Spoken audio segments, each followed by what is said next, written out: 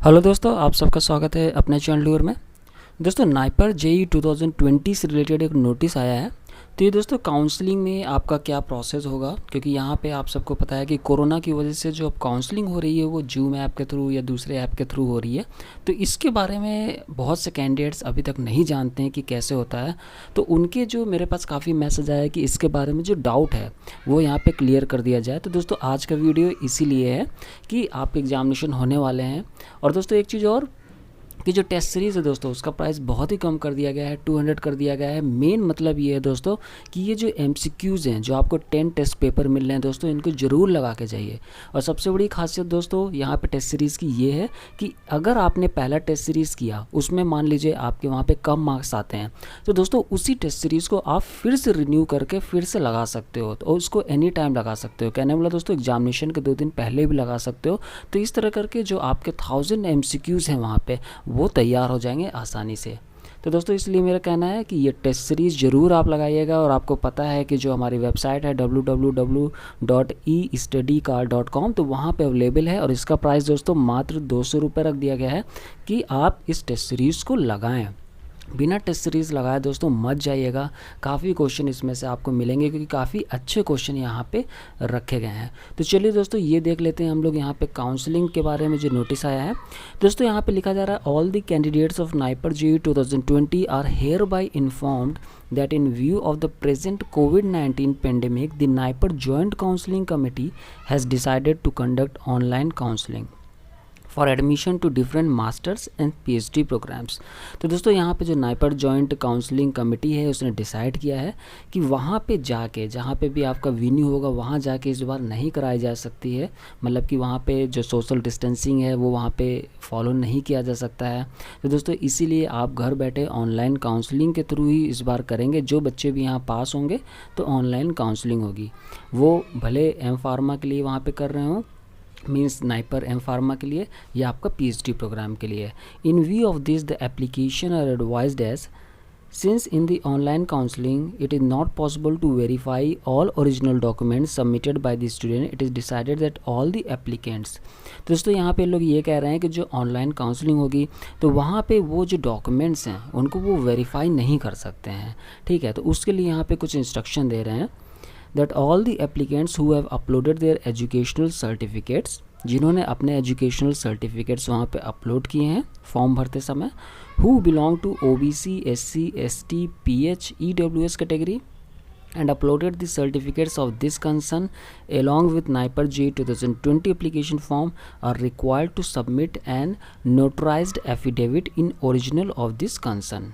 ठीक है, तो जिन बच्चों ने फॉर्म भरते समय एजुकेशनल सर्टिफिकेट वहाँ पे अपलोड किया है सभी को करना था। ठीक है, और जिन्होंने कैटेगरी है, जिनकी ओबीसी है, एससी है, एसटी, पीएच, ईडब्ल्यूएस कैटेगरी है, और उसके लिए उन्होंने वहाँ पे वो सर्टिफिकेट अपलोड किया था। ठीक है, तो ये चीज़ ऑनलाइन यहाँ पे वेरीफाई नहीं किया जा सकता। जैसे कि काउंसलिंग में आप जाते हो ओरिजिनल डॉक्यूमेंट लेके, वो लोग उसको वेरीफाई कर देते हैं, लेकिन इस बार ऐसा सीन नहीं है। तो इसके लिए दोस्तों इन्होंने यहाँ कहा है कि नीचे भी मैं आपको दिखाऊंगा, एक प्रोफॉर्मा दिया है, एक एनेक्सर दिया है। ठीक है, इसको आपको नोटराइज्ड एफिडेविट बनवाना है। ठीक है, और ये एफिडेविट जो आप बनवाओगे इसको आप नाइपर जेईई 2020 इंट्रेंस एग्जामिनेशन के समय आपको वहाँ पे सेंटर्स पे ले जाना है। ठीक है, तो दोस्तों ये जो काउंसलिंग वाला चीज़ है, ठीक है, तो ये यहाँ पे नोटराइज्ड एफिडेविट आपको जो एग्जामिनेशन होने हैं उसी समय इसको ले जाना है। ये चीज़ ध्यान दीजिएगा दोस्तों, इसके बिना मत जाइएगा, वरना अगर आपने कोई कैटेगरी लगाई है, ठीक है, या अगर आप सिंपली वहाँ पे सर्टिफिकेट्स अपलोड किए हो तो वहाँ पे फिर वो मान्य नहीं होगा, आपको वो निष्कासित कर देंगे, आपको एग्जामिनेशन में नहीं बैठने देंगे। इसलिए मैं बार बार कह रहा हूँ दोस्तों, और ये चीज़ बहुत अभी प्रॉब्लम आने वाली है, बहुत से लड़कों को नहीं पता है कि ऐसी नोटिस आई है। तो कोशिश करिएगा कि इसको शेयर करिएगा इस वीडियो को। ठीक है, एग्जामिनेशन से पहले आपको ये एफिडेविट बनवा लेना है। ये एफिडेविट क्या है मैं भी आपको दिखाता हूँ, कैसे इसको बनाना है ये भी मैं आपको बताता हूँ।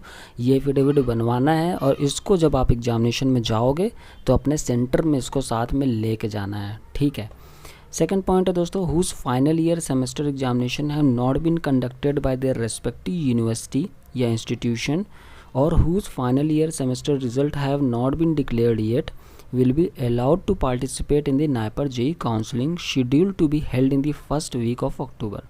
All such applicants have to submit a notarized affidavit in original of this concern at the time of the NIPER JEE entrance examination. तो दोस्तों यहाँ पे जो फाइनल ईयर के स्टूडेंट हैं या जो फाइनल सेमेस्टर के स्टूडेंट हैं या जिनका अभी तक फाइनल ईयर या सेमेस्टर का रिज़ल्ट नहीं आया है, ठीक है, तो उनको भी यहाँ पे एक नोटराइज्ड एफिडेविट बनानी है, प्रोफार्मा 2 में बनाना है। वो प्रोफार्मा 2 भी मैं आपको दिखाऊंगा और उनको अपने साथ ये नोटराइज्ड एफिडेविट ले जानी है। तो जो बच्चे पास आउट हैं, ठीक है, जिन्होंने जो अपलोड किया है वहाँ पे, ठीक है, तो नोटराइज एफिडेविट 1 ले जाना है। और जो बच्चों का अभी तक फाइनल ईयर का रिज़ल्ट नहीं आया है, उनके हाथ में नहीं है, उनको वहाँ पे प्रोफार्मा एनेक्सर 2 ले जाना है। और ये सब दोस्तों एग्जामिनेशन के दिन सेंटर पे आपको ले जाना है। तो इसके लिए थोड़ा सा आपको दौड़ा भागी करनी पड़ेगी। अब वो कहाँ करनी है वो भी मैं आपको अभी बताता हूँ। Applicants are advised to keep a scanned copy of above annexure with them, as this will be required for uploading at the time of NIPER JEE 2020 online counseling। तो दोस्तों जो आप ले जाओगे वहाँ पे, जो एफिडेविट ले जा रहे हो एग्जामिनेशन सेंटर पे, उसको दोस्तों स्कैन करके ज़रूर रख लीजिएगा, क्योंकि वही चीज़ आपको ऑनलाइन काउंसलिंग के समय भी अपलोड करनी पड़ेगी। जब आपका सिलेक्शन हो जाएगा तो ऑनलाइन काउंसलिंग में भी ये चीज़ आपको अपलोड करनी पड़ेगी। अब दोस्तों मैं आपको यहाँ पे दिखा देता हूँ। एनेक्सर 1 ये है दोस्तों, नोटराइज्ड एफिडेविट ऑन ₹10। तो दोस्तों आपने देखा होगा 10 रुपये के, 20 रुपये के, 100 रुपये के नोटरी स्टैम्प होते हैं, ऊपर बड़ा सा बना होता है। तो ये चीज़ें आपको बनाने के लिए आपको परेशान नहीं होना। सिंपली आप किसी भी लॉयर के पास चले जाइए या आप कोर्ट चले जाइए, कचहरी चले जाइए, तो वहाँ पर दोस्तों बहुत से लॉयर एक तरफ से बैठे होते हैं। आप सिंपली उनको ये कहो कि ये प्रोफार्मा प्रिंट आउट लेते जाइएगा और उनको कहिएगा कि हमें ये वहाँ पे बनवाना है। तो दोस्तों वो आपसे 100-200 रुपये या जो भी उनकी फ़ीस होती होगी वो चार्ज करते होंगे, वो आपको कह देंगे कि इतना फ़ीस लगेगा और इसको वो बनवा के आपको दे देंगे। इसमें क्या लिखा हुआ है दोस्तों मैं आपको बता देता हूँ। ये एनेक्सर 1 है उन बच्चों के लिए जो वहाँ पे पास आउट हैं या जिन्होंने एजुकेशनल सर्टिफिकेट वहाँ पे अपलोड किया है या जिन्होंने कैटेगरी सर्टिफिकेट अपलोड किया है। तो वो दोनों ही लोग इस एनेक्सर 1 का प्रिंट आउट लेंगे, किसी लॉयर के पास पहुँचेंगे, बहुत से लॉयर होते हैं कोर्ट वगैरह में, और ये एफिडेविट उनको बनवाना है। उनको ये नॉन जुडिशियल स्टैम्प पेपर जो कि 10 रुपये का होगा, 10 रुपीज़ का नॉन जुडिशियल स्टैम्प पेपर, उस पर इसको बनवाना है, आपको साइन करना है। इस पर लिखा है दोस्तों आई, यहाँ पे आपका नेम आ जाएगा, सन, डॉटर, वाइफ जो भी है वो टिक हो जाएगा, ऑफ फादर, हस्बैंड नेम जो भी है तो आप यहाँ पे फादर्स नेम डालेंगे, और अगर आप वहाँ पे मैरिड हैं तो हस्बैंड नेम डालेंगे, इन रिस्पेक्ट ऑफ, ठीक है। परमानेंट एड्रेस आपका आ जाएगा, नाइपर JEE 2020 एप्लीकेशन नंबर यहाँ पे डाल दीजिएगा जो आपका एप्लीकेशन नंबर है। सीकिंग एडमिशन इन, अगर आप एम फार्मा में एडमिशन ले रहे हो तो एम फार्मा मीन्स मास्टर यहाँ पे लिखिएगा या आप PhD प्रोग्राम लिखिएगा।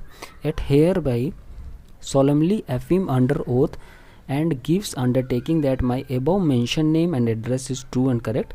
मैं यहाँ पे ये अफर्म करता हूँ कि जो मैंने नाम एड्रेस डाला है वो बिल्कुल सही है, करेक्ट है। I have a knowledge that for admission in any course in NIPER a physical verification is mandatory but due to outbreak of pandemic committee has granted time. तो कहने वाला दूसरा पॉइंट ये कहता है दोस्तों कि यहाँ पे मुझे नॉलेज है कि फिजिकल वेरिफिकेशन होता है, लेकिन ड्यू टू पैंडमिक इस बार नहीं हो पा रहा है। फिर दोस्तों तीसरा पॉइंट कहता है कि I have a knowledge that my admission is subject to the submission and physical verification of following certificates with the given time limit of 10 working days from the seat allotment of third round of counselling as notified by the NIPER JEE committee 2020। अब दोस्तों third point important है, यहाँ पे कहते हैं कि मुझे यहाँ पे चीज़ पता है कि मेरा जो एडमिशन है वो फिजिकल वेरिफिकेशन जो सारे सर्टिफिकेट हैं मैं उसको फिजिकल वेरिफिकेशन करा दूंगा, उसके बाद ही यहाँ पे मेरा होगा एडमिशन, ठीक है, with in the given time limit. और आपको जो टाइम लिमिट दिया जाएगा वो 10 वर्किंग डे दिया जाएगा।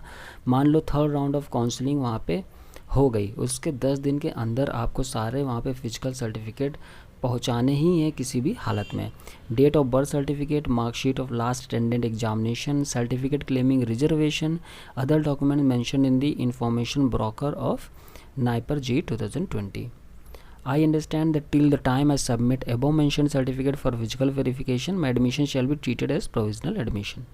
तो दोस्तों जब तक आपका ये जब आप मतलब कि काउंसलिंग हो जाएगी, थर्ड राउंड की काउंसलिंग हो जाएगी और इसके बाद भी आपके पास सर्टिफिकेट नहीं बन पाया तब तक तो आपको घबराने की ज़रूरत नहीं है। 10 दिन का आपको समय दिया जाएगा, तब तक आपका जो एडमिशन हुआ रहेगा उसको प्रोविज़नल एडमिशन माना जाएगा। लेकिन अगर उन 10 दिनों में दोस्तों आपने सारे सर्टिफिकेट वहाँ पे नहीं प्रोड्यूस कर पाए तो आपका वहाँ पे कैंडिडेचर वहाँ पे निरस्त कर दिया जाएगा। तो इसे ध्यान रखिएगा दोस्तों, इसको बहुत से स्टूडेंट हल्के में लेते हैं, बल्कि ऐसा नहीं होता है। बहुत स्ट्रिक्ट होती है गवर्नमेंट और इस बार इतना ज़्यादा ये प्रॉब्लम चल रही है जिसकी वजह से दोस्तों आपको फेस करना पड़ सकता है। इसलिए ये एफिडेविट बनवा लीजिएगा, सारे सर्टिफिकेट आपके पास होने चाहिए। इवन जो कास्ट सर्टिफिकेट है, EWS सर्टिफिकेट है, ये सब आपके पास होने चाहिए पहले से। I declare that in case I am unable to submit above mentioned certificate documents for physical verification validation with a time limit that is notified by NIPER JEE, I shall not claim any equity on account of admission against the allotted seat। तो दोस्तों यहाँ साफ कह रहा है कि ये सारे डिक्लेरेशन जो मैं पढ़ रहा हूँ ये आप अपनी तरफ से कह रहे हैं कि ये मुझे पता है और ये अभी आप साइन दोगे। एफिडेविट का मतलब होता है दोस्तों कि आप वहाँ पे अथॉरिटी को ये बताते हो कि ये जितने भी रूल हैं वो मैं फॉलो करता हूँ, मैंने पढ़े हैं, और अगर इसमें से एक भी रूल मैं फॉलो नहीं करता हूँ तो मैं यहाँ पे दोषी करार दिया जाऊँगा, मेरा यहाँ पे राइट नहीं होगा कि मैं वो एडमिशन लूँ। तो इसलिए कॉलेज ये एफिडेविट आपसे करवा रहा है, ठीक है। अगर आपका कोई फाल्सीफाइड रिकॉर्ड वहाँ पे पाया जाता है, आपका फर्जीवाड़ा सर्टिफिकेट बने हैं, तो ये सब वहाँ पे वेरिफिकेशन होंगे बाद में और इसके बाद आपको डिबार कर दिया जाएगा, ठीक है। और डिबार दोस्तों मीन्स आपको वहाँ पे फिर एग्जामिनेशन कभी देने नहीं मिलेगा और आपको बताया गया है कि 5 ईयर्स के लिए वहाँ पे हो जाएगा। और साथ ही साथ दोस्तों क्रिमिनल केस भी वहाँ पे आपके लिए इनिशिएट किया जा सकता है। तो यहाँ पे सारे रूल्स हैं जो आपको आप अबाइड करते हो। इसके बाद दोस्तों यहाँ वेरिफिकेशन दिया है that I above named dependent verify that the fact presented under point number 1 to 7 of this undertaking are true and correct to the best of my knowledge and belief and nothing material has been concealed, मतलब कुछ भी छिपाया नहीं गया है। I solemnly affirm that I shall always abide by this undertaking. फिर इसके बाद दोस्तों यहाँ पे आपको डे डालना है, फिर यहाँ पे मंथ डालना है और ईयर 2020 है। वेरीफाइड एट, जैसा अगर आपने दिल्ली में बनवाया है तो यहाँ पे लिखोगे न्यू दिल्ली, अगर यूपी बनवाया है तो यूपी लिखोगे, तो इस तरह करके यहाँ पे प्लेस आ जाएगा आपका। तो दोस्तों ये एफिडेविट वहाँ पे बन जाएगा। आपको जाना है, किसी से मिलना है वहाँ पे लॉयर वगैरह से, कोर्ट में आप जाओगे तो हमेशा बनाते रहते हैं लोग, उनसे कहिएगा मुझे ये एफिडेविट बनवाना है। 10 रुपये के नॉन जुडिशियल स्टैम्प पेपर में ही बनेगा, ये चीज़ ध्यान रखिएगा दोस्तों।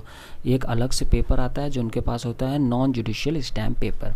फिर दोस्तों ये जो एनेक्सर 2 है वो मैंने आपको बताया कि ये उनके लिए है जिन लोगों का अभी 4th ईयर का या आपका लास्ट सेम का रिज़ल्ट उनके पास नहीं है, नहीं आया किसी कारणवश, तो उनको फिर ये फॉर्म भरना पड़ेगा, ठीक है। उनको वहाँ पे अपनी तरफ से ये लिख के देना पड़ेगा, ये लिखना पड़ेगा कि अगर मैं वो डॉक्यूमेंट वगैरह प्रोड्यूस नहीं कर पाया, जितने भी पॉइंट्स यहाँ पे दिए हुए हैं, तो फिर मैं वहाँ पे एडमिशन लेने का कोई भी हक नहीं रखता हूँ। तो ये दोस्तों एफिडेविट आज ही से आप प्रोसेस शुरू कर दो और इसको बनवा लो, क्योंकि आपका हो सकता है थोड़ा लेट हो जाए इस समय पेंडेमिक की वजह से। जो कोर्ट वगैरह हैं, जो वहाँ पे लॉयर्स वगैरह हैं, वो नहीं मिल पाते हैं, आपको टाइमली नहीं मिल पाएंगे, जिसकी वजह से दोस्तों हो सकता है कि आपका एग्ज़ामिनेशन बेकार चला जाए, क्योंकि आपको सेंटर पे ये चीज़ चाहिए। तो इसको दोस्तों जल्दी से जल्दी बनवा लीजिएगा, इसमें डिले मत करिएगा। अगर आपको ये चीज़ अभी प्रोसेस नहीं समझ में आ रहा है तो जो आपके पापा जो बड़े लोग हैं उनसे दोस्तों आप वहाँ पे सहयोग ले सकते हैं। मैंने आपको प्रोसेस बता दिया है कि कोर्ट में ये चीज़ें बनती रहती हैं, पर इस चीज़ का ध्यान रखिएगा कि नॉन जुडिशियल 10 रुपये के स्टैम्प पेपर में ही आपको बनवाना है, ठीक है। जो भी चार्जेस होंगे वो आपको लॉयर बता देगा कि कितने मेरे चार्जेस हैं। चार्जेस दोस्तों ज़्यादा नहीं होते हैं, 150-200-300 रुपये ऐसे ही कुछ होता है, वो डिपेंड करता है कि लॉयर कितना चार्ज करता है आपको, ज़्यादा नहीं होते हैं। तो इसको जल्दी से बनवा लीजिए। अगर कोई और भी क्वेरी या डाउट या कोई पॉइंट नहीं समझ में आया है तो आप कमेंट में लिखना दोस्तों, मैं उसका ज़रूर आपको रिप्लाई दूंगा। Thank you, take care, bye bye.